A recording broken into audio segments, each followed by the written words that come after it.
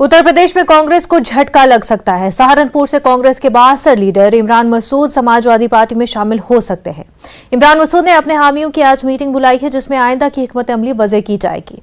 मौजूदा सियासी मंजरनामे पर बातचीत की जाएगी।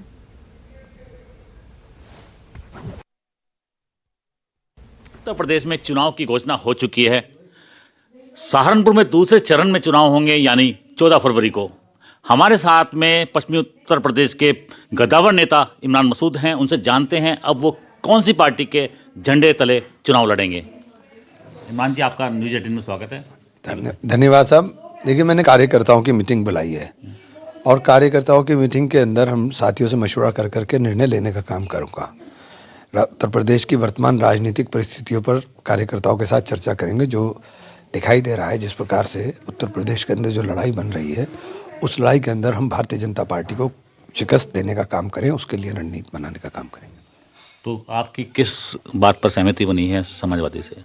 नहीं, अभी सहमति और असहमति की बात ही नहीं है। बात तो ये है कि उत्तर प्रदेश के अंदर अगर हमें भारतीय जनता पार्टी को शिकस्त देनी है, जो मैंने पहले दिन कहा था और जो अब भी कह रहा हूँ, भारतीय जनता पार्टी को शिकस्त देनी है, तो बहुजन समाजवादी पार्टी चूँकि नंबर 1 पार्टी है विपक्ष के अंदर, तो मैं बार बार इस बात के लिए कह रहा था और उसी बात को फिर आज दोहरा रहा हूँ।